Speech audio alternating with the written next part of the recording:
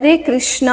आज जया एकादशी का व्रत है, तो आइए मैं आपको जया एकादशी के व्रत की कथा सुनाती हूँ। कथा इस प्रकार है। एक बार देवताओं के राजा इंद्र नंदन वन में भ्रमण कर रहे थे। गंधर्व गायन कर रहे थे तथा गंधर्व कन्याएं नृत्य कर रही थी। वहीं पुष्पवती नामक गंधर्व कन्या ने माल्यवन नामक गंधर्व को देखा तथा उस पर आसक्त होकर अपने हाव भाव से उसे रिझाने का प्रयास करने लगी। माल्यवान भी उस गंधर्व कन्या पर आसक्त होकर अपने गायन का सुर ताल भूल गया। इससे संगीत की लय टूट गई तथा संगीत का समस्त आनंद छीन हो गया। सभा में उपस्थित देवगणों को यह अत्यंत अनुचित लगा।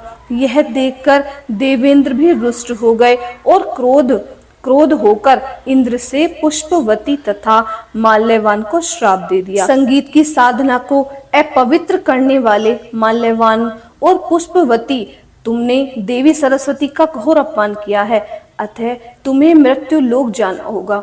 वह तुम अधम पिशाच असंयमी के समान जीवन व्यतीत करोगी। देवेंद्र का श्राप सुनकर वे दोनों अत्यंत दुखी हो गए तथा हिमालय पर्वत पर पिशाच योनि में दुख पूर्वक जीवन यापन करने लगे। एक दिन उस पिशाच ने अपनी स्त्री से कहा, पिशाच योनि से नरक के दुख सहना अधिक उत्तम है। भगवान की कृपा से एक समय माघ के शुक्ल पक्ष की जया एकादशी के दिन दोनों ने कुछ भी भोजन नहीं किया तथा ना ही कोई पाप कर्म किया। उस दिन मात्र फल फूल ग्रहण नहीं किया, दिन भर व्यतीत किया, यूं ही भूखे प्यासे रहे। महान दुख के साथ वे लोग वृक्ष के नीचे ही विश्राम करने लगे।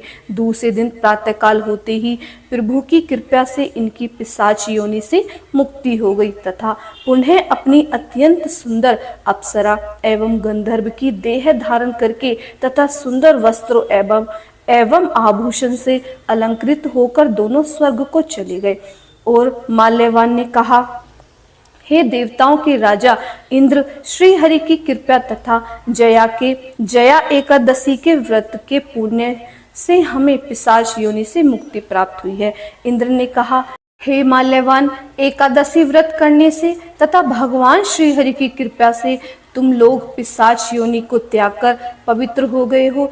इसीलिए हमारे लिए भी वंदनीय हो, क्योंकि भगवान शिव तथा भगवान विष्णु के भक्त हम देवताओं के वंदन करने योग्य हैं। अतः आप दोनों धन्य हैं।